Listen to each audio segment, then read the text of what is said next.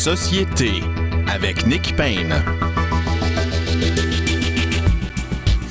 Bonjour, bienvenue à tous. Merci d'être à l'écoute pour cette autre édition de Société. Dans un instant, nous jasons avec Frédéric Bérard et Frédéric Lapointe de l'actualité politique au sens large, évidemment, puisque cette semaine, un sujet a créé une sorte d'éclipse médiatique, du moins ici d'où je vous parle à Montréal, mais c'est un sujet qui dépasse largement désormais les frontières de cette ville. On parle bien sûr de cette arrestation puis la mise en prison injustifiée, parfaitement spectaculaire là, du citoyen Mamadi Camara dans l'affaire de l'attaque sauvage sur un policier.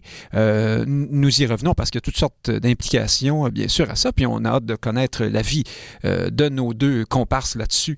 Un peu plus tard à l'émission, nous revenons sur une nouvelle qui a, comme plusieurs autres, été un peu passé sous silence par notamment l'événement dont je viens de parler, c'est cette victoire-là judiciaire importante là, pour les personnes dites trans et non-binaires. La Cour supérieure, en effet, a invalidé un certain nombre d'articles du Code civil pour, en ce qui a trait notamment là, aux dénominations parents, père, mère, homme, femme et le reste. On va essayer de démêler tout ça avec Maître Guillaume Rousseau un peu plus tard dans l'émission. Et puis, une autre nouvelle de la semaine, c'est la sortie de la ministre Sonia Lebel qui a fait part des positions du gouvernement de François Legault dans la réforme de la loi sur les langues officielles qui doit être pilotée à Ottawa par la ministre Mélanie Joly. On va discuter de ça avec Frédéric Lacroix, notre expert en langue, si on veut. Alors, ça, ce sera un peu plus tard dans l'émission. Mais pour tout de suite, allons rejoindre les deux Fred de l'actualité. D'abord, Frédéric Bérard, quelque part Grizzly Adams dans la forêt, c'est ça? Bonjour, Frédéric Bérard. Tout juste, Nick Payne, bonjour. Chroniqueur au Journal Métro, avocat, et il y a beaucoup d'avocats dans cette émission, et haute teneur en avocasserie, et peut-être, en tout cas, en avocat, certainement. Et Frédéric Lapointe, fondateur de la Ligue d'action civique. Bonjour, Frédéric Lapointe. Bonjour, je ne suis pas avocat, mais j'aime bien le bois, abitibien de naissance que je suis. Oui, vous plaidez quand même. Vous êtes un fort plaideur, pas de doute là-dessus dans votre en votre genre. Évidemment, commençons par cette affaire invraisemblable. Résumons pour nos auditeurs qui auraient peut-être été en dessous d'une roche toute la semaine. Je pense que cette nouvelle a largement dépassé les frontières de Montréal. Mais donc, cet homme est arrêté le long de l'autoroute métropolitaine à Montréal parce qu'il utilise, semble-t-il, son téléphone cellulaire au volant. Le policier lui remet une contravention, dit-on, de $500. Et il faut noter ici que c'est dans une espèce une zone un peu... il n'y a pas d'action, là. Il n'y a pas beaucoup de monde sur la rue. C'est le long de l'autoroute, aux abords du quartier Parc Extension, dis-je bien, et de l'autoroute métropolitaine. Le policier, donc, retourne vers sa voiture après avoir donné la contravention à M. Camara et il est sauvagement assailli, coup de barre de fer, on lui subtilise son arme, on tire sur lui et les choses déboulent par la suite et ce policier identifie M. Camara comme étant son assaillant. Les enquêteurs dans l'urgence, parce que vous savez, quand les policiers se font attaquer de la sorte, il y a toujours une réaction épidermique très, très, très forte du corps de police concerné et des corps de police en général. Et donc, on y va expéditivement. On semble-t-il qu'il y a une vidéo qui circule sur laquelle, dans un premier temps, une vidéo captée par une caméra de surveillance publique, sur laquelle, dans un premier temps, les enquêteurs ne remarquent pas une troisième personne qui, de façon tout à fait improbable, surgit sur les lieux juste avant l'agression. Mais par la suite, on finit par faire ce constat et on exonère M. Camara, on le libère et un jour plus tard, on l'exonère complètement en disant qu'une preuve de type, une preuve d'ADN, là, confirme qu'il n'a absolument rien à se reprocher. Et le directeur de la police de Montréal s'est excusé formellement depuis à M. Camara. Bon, j'ai essayé de résumer tout ça. Entre-temps, ce pauvre citoyen a passé 6 jours en prison. On imagine ce que ça représente. Là, pensez-y 2 minutes. Frédéric Lapointe, la sortie de la mairesse Plante et de Justin Trudeau aussi, qui évoquait, dans le cas de M. Trudeau, le profilage racial, le racisme systémique. C'était plus ou moins sous-entendu dans la sortie de Mme Plante également. Est-ce qu'on est allé trop loin? À quoi on a affaire ici? À une situation tout à fait exceptionnelle et abracadabrante, ou est-ce qu'il y a un élément de profilage racial possible dans le problème? Je ne sais pas si les policiers ont mal regardé une vidéosurveillance sur l'autoroute pour des raisons de biais raciaux. Mais toujours est-il que si M. Camara avait porté une barbe, avait eu des tatous, était blond, enfin, indépendamment de ses caractéristiques, le déroulement des événements tend à démontrer que le policier agressé, du moins, n'a absolument pas cherché à mettre en accusation faussement l'individu. Une personne de bonne foi qui se fait agresser de la sorte lorsqu'on suit les événements, à savoir que c'était possiblement un cas de rage au volant après une arrestation. On ne peut pas soupçonner le policier d'avoir eu ce genre de biais. On peut Alors, vous parlez, là, juste pour éclairer nos auditeurs, juste une seconde. On parle d'une tierce personne qui aurait été auparavant, par exemple, peut-être arrêtée par le même policier qui aurait voulu se venger ou quelque chose comme ça. Ben là, il y a le motif de l'agression qui est obscur. Pour quelle raison est-ce que quelqu'un, de façon complètement inopinée, sur la voie de service, dans le coin industriel du nord de Parc Extension, voudrait s'en prendre à un policier avec une barre de fer? Donc, il n'y a pas une telle chose qu'un autre motif évident aux yeux des policiers dans le cadre de l'enquête. Cela étant, je suis très heureux que la vérité a été faite. La vérité n'a pas été faite par Valérie Plante. La vérité n'a pas été faite par Justin Trudeau. Mais ils ont été très prompts à capitaliser politiquement sur la situation. Et ça, je comprends les services policiers d'avoir réagi. Ils l'ont probablement dit en privé, donnez-nous 24 heures et on va avoir la preuve d'ADN. Mais les politiciens ont réagi, à mon avis, un peu trop rapidement. Un peu fortement. Alors, on parle du président du patron là, de la fraternité des policiers, Yves Francoeur, qui a qui a répliqué à la mairesse Plante avec une lettre vitriolique dans laquelle il l'accuse d'attiser la haine, de mettre de l'huile sur le feu, si on veut, et de sauter trop vite aux conclusions. Frédéric Bérard, on sait que au-delà du débat là, idéologique et des combats entre familles idéologiques, il y a des policiers qui sont des gens ordinaires, qui ne se considèrent pas eux-mêmes racistes, qui pensent qu'on les prend un peu pour des imbéciles et pour des gens qui sont pas capables de faire leur travail correctement, qui composent régulièrement avec des gens qui leur disent « Vous m'arrêtez parce que je suis noir ou ceci ou cela » et qui se sont sentis effectivement attaqués par la mairesse Plante. Est-ce qu'il y a un juste milieu à trouver quelque part là-dedans? Est-ce que Mme Plante, comme le dit Frédéric Lapointe, faisait de la politique, elle qui est dans son année électorale et qui, c'est pas la première fois ces dernières semaines qu'on la voit prendre des positions très campées là, qui sont de nature à plaire à un certain noyau électoral important pour elle? Oui, mais peut-être pas non plus. Dans le sens où vous parlez de racisme. Je connais pas beaucoup de gens qui sont racistes et qui le savent. Le racisme systémique, à plus forte raison, c'est un racisme qui est fondé sur des biais inconscients. Donc, c'est un système qui crée ces espèces de préjugés. Et ce qui est quand même doublement, triplement, quadruplement ironique ici, c'est que le boss même du SPVM a admis l'année dernière que le SPVM lui-même pratiquait le racisme systémique dans ses interpellations. Vous avez quelque chose comme 5, 10, 15, 20 fois plus de chances d'être interpellé si vous êtes noir, arabe, autochtone que si vous êtes blanc. Ah ben là, vous ouvrez un vaste débat. Oui, est-ce que ça veut dire nécessairement qu'il y a systématiquement du profilage ou bien il y a les gangs de rue, il y a ceci, il y a cela? Oui, mais je veux dire, ça paraît pas, là, mais j'ai un étau. Là. Vous allez voir, là, ça va... ça se resserre? Allez-y. Je vais recentrer mon truc. Ce que Frédéric a oublié de dire, par contre, États-Unis. Je ne sais pas s'il est au courant. Mais là, il y a une preuve qui vient de sortir qui explique qu'il y a un témoin oculaire de l'incident qui a dit aux policiers qu'il y avait un troisième homme. Ça, il me semble que c'est déjà drôlement inquiétant dans l'histoire. Un chauffeur de taxi, hein? Je crois qu'il a dit ça. Oui, exact. Ouais. Tu sais que quelqu'un en dedans pendant 6 jours, sachant qu'il y a un témoin oculaire qui dit non, il y avait une troisième personne, qui, somme toute, tombe sous le sens, parce que Camara lui-même a appelé le 911. Camara n'a pas de poudre à canon sur les mains. Camara n'a pas non plus, apparemment, d'empreinte digitale laissée sur le gun et ainsi de suite. Ça prend pas 6 jours pour trouver ça. Et ce qui est encore plus inquiétant, c'est que le DPCP a porté des accusations de tentative de meurtre sur un agent de la paix.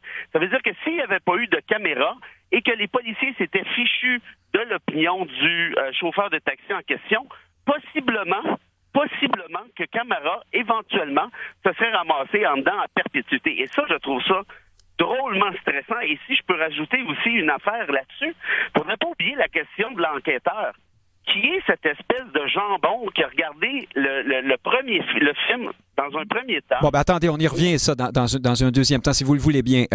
Vous avez dit beaucoup de choses, mais malgré tout ce que vous avez dit, qui donne froid dans le dos, il y a quand même des si dans ça, hein, parce qu'on voit en même temps que le système a fonctionné, c'est-à-dire qu'il y a une deuxième couche, si vous voulez, d'enquête. Il y a des gens qui sont venus ajouter au dossier, qui ont continué le travail et qui ont dit, attendez, ça marche pas, on voit bien une ombre sur la vidéo, il y a quelque chose qui fonctionne pas ici. Donc, ça n'est pas arrivé, ce que vous dites là. Non seulement c'est pas arrivé, ça n'aurait pas pu arriver, puisque la preuve d'ADN qui a été concluante hier soir aurait de toute façon exonéré M. Camara. Donc, oui, je comprends qu'on peut passer de mauvaises nuits en prison, mais la probabilité que M. Camara passe le reste de ses jours en prison, compte tenu de ce qu'on sait maintenant de la preuve, cette probabilité est nulle. Mais Frédéric Lapointe, ça ne veut pas dire qu'il n'y a pas eu de bourde ou d'erreur peut-être monumentale dans le dossier. La question que je veux poser à Frédéric Bérard, c'est est-ce qu'on peut, comme ça, faire le lien, faire le pont automatiquement vers le profilage racial et le racisme systémique? Est-ce qu'on a des raisons, de bonnes raisons de penser que ça a pu arriver? Là, on apprend aussi que le suspect, qui est désormais le premier suspect dans cette affaire-là, ressemble à M. Camara.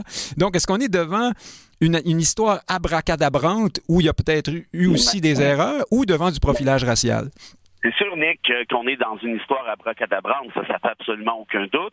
Pour répondre à Frédéric rapidement, il y a des gens qui ont déjà été condamnés sans qu'il y ait de preuve d'ADN sur le fusil en question. Hein. Surtout l'hiver, les gens ont des gants et ainsi de suite. Et donc, moi, la question que je me pose, c'est que s'il n'y avait pas eu de vidéo, qu'est-ce qui se serait réellement produit et qu'est-ce qu'a bien pu faire le premier enquêteur pour en échapper une aussi grosse que celle-là?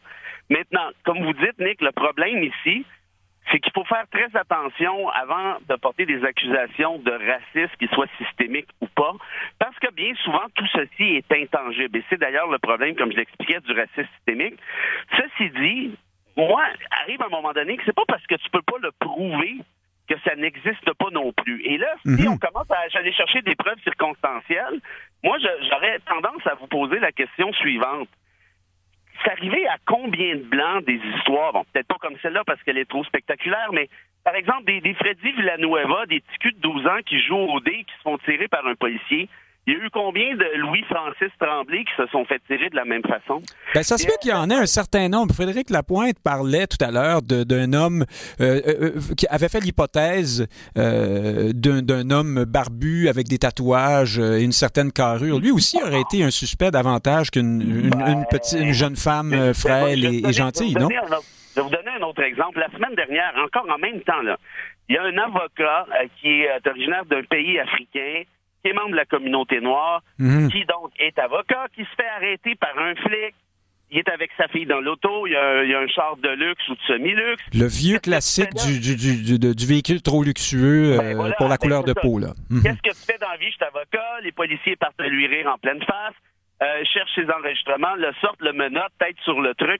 Ben c'est drôle. Ben moi je suis avocat, puis j'espère ne pas avoir trop l'air d'un avocat au sens conservateur du terme, mais je ne me suis jamais fait interpeller d'aucune façon par un flic en 25 ans de pratique. 24 années de pratique. Ce n'est jamais arrivé. Or, mes amis de race noire, eux, c'est monnaie courante. c'est peut-être pas une fois par jour, mais c'est peut-être une fois par 2 semaines, une fois par mois, une fois par 3 mois. C'est ça, le racisme systémique. Et il me semble qu'il n'y a pas mieux placé que le SPVM lui-même pour te dire s'il en fait. S'il admet qu'il en fait, qui sommes-nous pour dire non, c'est pas ça, certainement pas ça. Il me semble qu'ils sont quand même relativement mieux placés que Tidjo Labanane pour admettre eux-mêmes leur tort. Alors, Frédéric Lapointe, est-ce qu'on peut, à partir de la situation que décrit Frédéric Bérard, extrapoler et dire, donc, on ne peut pas écarter la question du profilage racial ou d'un certain racisme dans ce qui s'est produit, ou on ne devrait pas aller jusque-là? Non, moi, je pense qu'on prend un peu trop facilement notre disque rayé qui saute un peu sur la même toune. Parce qu'il y a une personne de peau noire d'impliquée dans cet incident. 95% de la discussion publique passe sur l'identité raciale de la victime de la courte erreur judiciaire. Et je vous signale que l'élément le plus inquiétant dans la situation, c'est qu'il y a quelqu'un qui a pris une barre de fer et qui a agressé dans le dos un policier, lui a volé son arme et a fait feu. La situation, d'un point de vue de sécurité publique la plus inquiétante, c'est celle-là. Alors, face à ça, je ne suis pas moi-même policier, je ne suis pas moi-même enquêteur, mais je peux considérer raisonnable que face à des faits d'une telle gravité, quelqu'un puisse être en garde à vue un certain nombre de jours et que peut-être, pour que l'enquête avance, je ne sais pas quels sont les délais d'incarcération pour interrogatoire, etc., il y a peut-être des accusations un peu rapides qui ont été portées pour garder monsieur en garde à vue. Donc, je comprends le disque rayé qui saute, qu'on raconte toujours la même histoire de l'avocat avec une voiture luxueuse, mais la vraie situation de sécurité le problème, publique, c'est que c'est arrivé pour vrai, il n'y a pas longtemps. Menacés en tout temps d'être frappés dans le dos et de se faire voler leur arme. Alors justement, Frédéric Bérard, la sortie de la mairesse Plante n'a pas seulement fait réagir Yves Francoeur. Rappelons que Mme Plante est très, très, très rapidement sortie dans cette histoire-là, en point de presse, pour dire il est urgent de s'excuser, cet homme est innocent, c'est un scandale, etc. Et on n'était pas forcément en désaccord avec elle là-dessus, mais plusieurs ont dit que c'était une sortie, politicienne, oui, un peu peut-être électoraliste, et aussi que Mme Plante avait complètement oublié de parler du policier qui s'est fait sauvagement attaquer dans cette sortie-là. Est-ce que c'est pas là une erreur quand même importante de sa part qui n'est effectivement pas de nature à combler le fossé qui semble se dessiner entre elle et son service de police? Évidemment qu'elle a choisi son camp. Évidemment que ça aurait pu être plus balancé peut-être. Mais reste que moi, si j'avais à choisir un camp, c'est ce même camp-là que j'aurais choisi. Oui, mais pourquoi choisir un camp? Pourquoi pas être capable de montrer de l'empathie? Parce que M. Camara, on est tous d'accord, c'est épouvantable ce qui lui est arrivé. Mais non, justement, ça n'a pas l'air qu'on est tous d'accord parce que au moment où Valérie Plante est sortie, le chef du SPVM disait « c'est une affaire incroyablement complexe. » Et puis là, oui, mais c'est pas clair encore que c'est pas lui. Hein. Là, attention, là, on poursuit l'enquête. Lui, il disait, laissez-nous faire les choses dans le bon ordre. Évidemment, c'est pas un expert des relations publiques. Hein? On a compris ça. On le voit devant les caméras. Il a l'air de quelqu'un qui s'en va chez le dentiste se faire arracher toutes les dents. Mais l'autre affaire aussi là, qu'il faudrait pas oublier là-dedans, c'est que le DPCP, qui est indépendant des forces policières, c'est lui qui a décidé de retirer les accusations qu'il avait portées sous de la fausse preuve qui avait été communiquée par les policiers. Oui, mais vous êtes avocat. Vous savez que dans un cas comme celui-là, la loi permet au DPCP de reprendre le dossier si tant est qu'il y a des nouvelles preuves. Et c'est ce que la police essayait de faire. La police disait, on n'a pas toutes nos conclusions. On n'est pas arrivé aux conclusions. Il nous manque cette preuve d'ADN, là, ce test.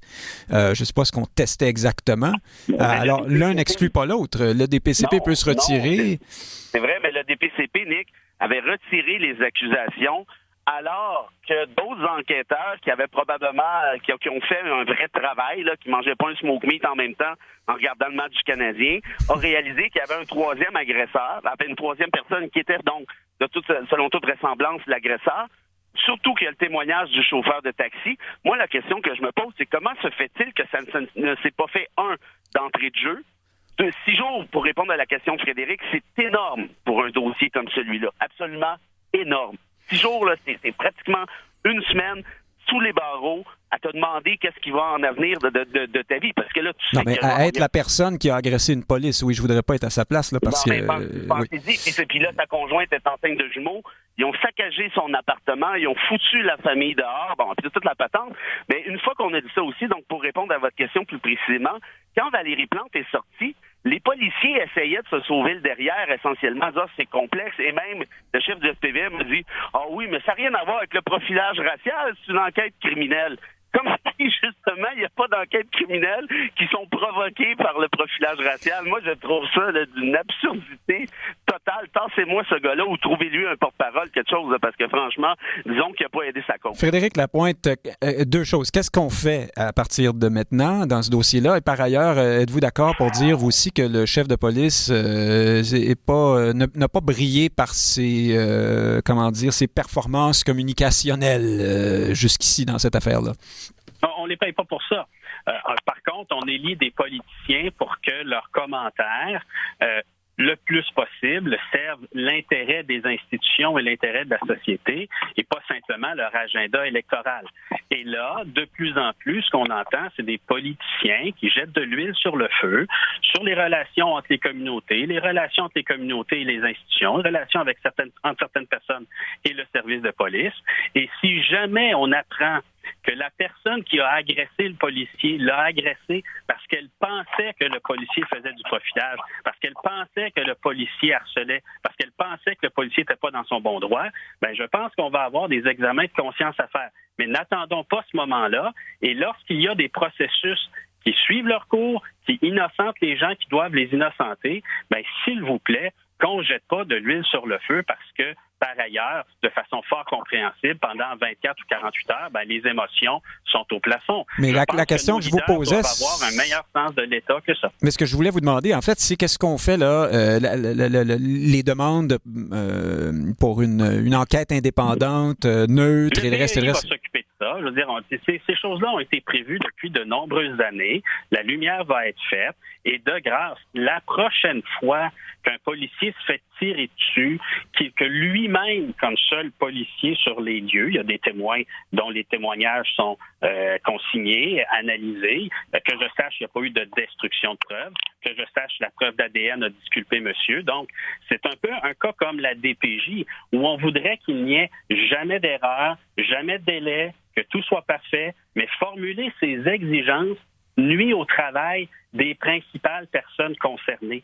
C'est vrai dans le cas de la DPJ, c'est vrai dans le cas de la police. Dans ce cas-ci, non, M. Camara n'aurait pas passé sa vie en prison. Il y avait suffisamment de preuves pour le disculper. Mais d'autre part, dans une situation où il y a une violence extrême d'exercer contre un policier, on peut s'attendre à ce qu'il y ait une garde à vue, peut-être un peu rapide, on peut convenir de ça.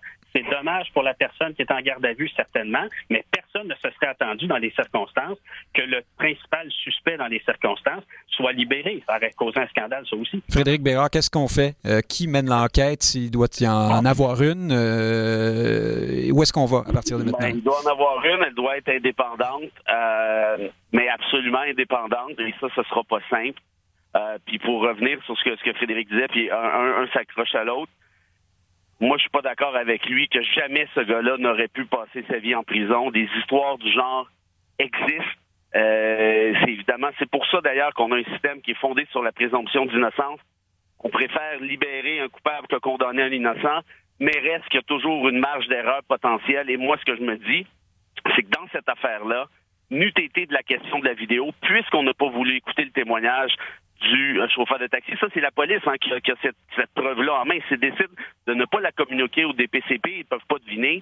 Eh bien, s'il n'y avait pas eu de vidéo, comme s'il n'y avait pas eu de vidéo dans l'affaire de George Floyd cet été, comme s'il n'y avait pas eu de vidéo dans l'affaire de Joyce Ekekan à l'hôpital de Joliette, c'est un peu différent, mais quand même, vous voyez ce que je veux dire avec la question de la vidéo.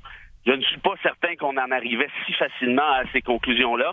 Et je vais même jusqu'à dire que même avec une vidéo, il y a quand même un enquêteur qui a trouvé un moyen de cochonner l'affaire et de faire en sorte que ce gars-là soit quand même accusé de tentative de meurtre sur un agent de la paix. Alors franchement, c'est pas si noir. Là, il faut quand même dire une chose qu'on n'a pas dite encore à nos auditeurs, ceux qui ne le sauraient peut-être pas. Le policier qui a été agressé et qui est le témoin, qui a été le premier à mettre en cause M. Camara, est lui-même issu de la diversité, pour prendre les mots à la mode. Il devient, je pense... Si je peux prendre de l'avance sur Frédéric, c'est pas une garantie. Il a été démontré aux États-Unis, par ailleurs, que les policiers eux-mêmes noirs entretenaient à peu près les mêmes biais que les policiers blancs vis-à-vis d'autres les noirs. différentes communautés. Et différentes communautés. Ce sont en général des biais liés davantage aux conditions de vie d'ailleurs que la couleur de la peau, si vous voulez mon avis, mais la couleur du policier ne détermine pas son attitude, du moins si on se fie là, à ce qui a été très bien documenté aux États-Unis. Mais là, Frédéric Bérard, terminons là-dessus. Est-ce qu'il n'y a pas un risque, comme l'a évoqué une jeune policière dans les médias cette semaine, que les policiers en viennent à détourner le regard, passer outre lorsqu'il serait temps d'appréhender une personne qui n'est pas blanche ou qui porte une autre marque de différence, ou en tout cas d'être... Non, mais je vous pose la question. Non, elle se pose pas. Non, mais oui, vous pouvez poser la question. Parce que, autrement dit, là, est-ce qu'on est en train d'importer une espèce d'escalade très américaine sur ce sujet-là, dans un Québec qui, ma foi, quand même, là, ne loge pas à la même enseigne que les États-Unis d'Amérique sur cette question-là. La supériorité de la race ici, ça n'a jamais été tant que ça notre affaire, non? Comme je l'ai déjà dit... je peux être moins gros que Youpi, puis je peux être quand même gros. Hein? Et si je me fie au rapport du SPVM, si je me fie au rapport de la Commission des droits de la personne, si je me fie au rapport de la Commission Vient, les interpellations policières pour les gens de couleur sont de 5 à 10 à 15 à 20 fois plus nombreuses. Donc, pour reprendre l'argument de Madame la policière... Donc ça, pour vous, c'est de cause à effet directement lié à une question arbitraire là, qui relève du racisme.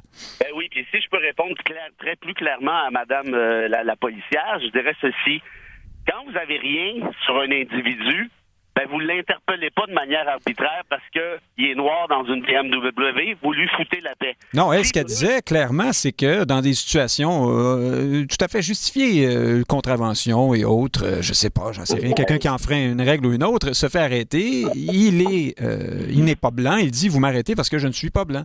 Je vais vous mettre sur YouTube, vous voyez un peu. Oui, mais des idiots, c'est pas ça qui manque là, de toutes les couleurs, si on est d'accord là-dessus. L'affaire est la suivante. S'il y a une infraction qui est commise, on arrête. S'il n'y a pas d'infraction qui est commise, on n'arrête pas. C'est pas plus compliqué que ça. Et le jour qu'on va essayer de me faire croire que des policiers laissent passer une personne de race noire qui a commis une infraction de peur de se retrouver sur Facebook, là, on va faire une émission spéciale, si vous voulez bien, puis elle durera le temps qu'elle durera. Vous devriez aller dans la police, Frédéric Bérard, je vous verrai bien avec l'uniforme. Changeons de sujet. Nous allons parler dans quelques instants d'une décision de la Cour supérieure en ce qui a trait à ces articles-là du Code civil, mais il y a eu une autre décision de la Cour supérieure cette semaine concernant les acidiques qui demandaient à pouvoir être plus nombreux sur les lieux de culte pour prier, plus spécifiquement être 10 dans chacune des pièces ou des salles séparées d'une même adresse plutôt que d'être 10 au maximum dans chaque lieu de culte. Je vais vous faire entendre un expert que nous avons interrogé là-dessus la semaine dernière qui nous avait fait une prédiction. Bon, la première question, non, je ne pense pas qu'ils aient de chance de gagner quoi que ce soit. La liberté de religion n'est pas absolue. On le sait ou on devrait le savoir. Et puis voilà, c'est ça, à mon sens, c'est clairement une perte de temps. Alors, c'était Frédéric Bérard qui nous expliquait que ces personnes n'avaient aucune chance de voir leur demande honorée. C'est le contraire qui s'est produit. Laissons-le rire un peu. Frédéric Lapointe, est-ce que vous êtes surpris par cette décision? Est-ce que le droit, tout ce qui concerne la religion, tous ces droits sont-ils supérieurs aux autres dans nos sociétés? Est-ce que c'est là qu'on s'en va ou bien il y avait une vraie raison ici de donner le droit à ces personnes de prier à 10 personnes par salle? Il semble que oui. Oui, à laquelle de mes questions? Il semble que il semble que oui, c'est-à-dire que les gens qui ont obtenu ce jugement ne l'ont pas a priori obtenu sur la base de le caractère supérieur de la religion sur les lois de santé publique, mais l'ont obtenu parce qu'ils pouvaient faire valoir que l'unité concernée par la règle était la pièce et non pas l'immeuble. C'est ce que j'ai compris là, de ce qui a par ailleurs été commenté par des avocats patentés membres du barreau, ce que je ne suis pas, mais Frédéric vous pourra probablement compléter davantage. Oui, mais est-ce qu'on peut se fier sur lui désormais? Non, mais ça, je la trouve très drôle et je me disais cette semaine... Ah, nous aussi, on trouve ça drôle. Oui, encore plus que moi, mais je ne peux pas croire qu'il va laisser passer ça sous silence. Je vais quand même plaider pour ma défense, puis je sais que je perds mon temps parce que je suis condamné de toute manière, mais quand même, pour la forme, à votre question, ce que j'avais compris, c'est est-ce que la liberté de religion peut avoir préséance sur les règles sanitaires de manière générale? Ce à quoi j'ai répondu non, c'est une perte de temps de plaider un truc du genre. Ah. Ici, la nuance est la suivante, c'est l'interprétation du décret gouvernemental sur la question du lieu de culte et de l'immeuble, où on a dit, s'il y a plus qu'une salle dans l'immeuble, on peut rajouter, donc, dans ce cas-ci, c'est 4 fois 10 personnes. Donc, c'est une question d'interprétation. C'est même pas la question de liberté de religion qui est venue jouer. On n'a pas, c'est pas là-dessus que la juge Chantal Masse s'est basée, c'est sur la question de... C'est la même juge, d'ailleurs, qui a exonéré les itinérants de contravention, hein, si je ne m'abuse. C'est la même, puis elle avait fait exactement la même chose, c'est-à-dire une interprétation du décret. Qu'est-ce que un sans-abri, essentiellement, à quoi s'applique directement le couvre-feu, et c'est un peu la même chose. La liberté de religion, franchement, n'a pas grand-chose à voir ici comme tel. C'est une question d'interprétation, mais ceci dit, je sais que je suis condamné, puis à quelque part, ça me fait plaisir, tant mieux. Oui, non, mais franchement, on peut plus se fier sur vous. De toute façon, Guillaume Rousseau, dans un instant, qui n'est pas réputé pour être d'accord avec vous en général, va sûrement nous donner un autre point de vue. Mais donc, selon vous, ce n'est pas une affaire c'est pas le caractère religieux des plaignants ici qui leur a permis de gagner ça. En fait, évidemment qu'on parle de lieu de culte, donc ici, il y a un volet religieux à quelque part, mais c'est pas la juge n'a pas dit la liberté de religion permet d'invalider un décret sur les mesures sanitaires, et c'était à cette question que j'avais répondu la semaine dernière, mais peu importe, ne laissons pas les faits interférer dans une bonne histoire. Quelle conclusion de mauvaise foi quand même. Mais c'est pas grave, on garde ça, on a tout enregistré. Un mot en terminant, Frédéric Lapointe, sur un sujet que nous allons aborder un peu plus tard dans l'émission, la sortie de la ministre Lebel sur la question de la réforme de la loi sur les langues officielles au Canada. Tout ça se résume en une chose, à mon avis. Là. La ministre Lebel veut qu'on en finisse avec l'espèce de symétrie très, très canadienne qui consiste à dire et l'anglais et le français sont à protéger au Canada, et par conséquent, quand on donne un peu à l'un, il faut donner la même chose à l'autre, ce qui a toujours pour effet, selon certains, de favoriser indûment la minorité anglophone au Québec, tandis que les francophones hors Québec sont mal pris. Est-ce que vous pensez que cette nouvelle philosophie a des chances de prendre au Canada? Frédéric Lapointe. Ça a des chances de prendre au Parti libéral du Canada.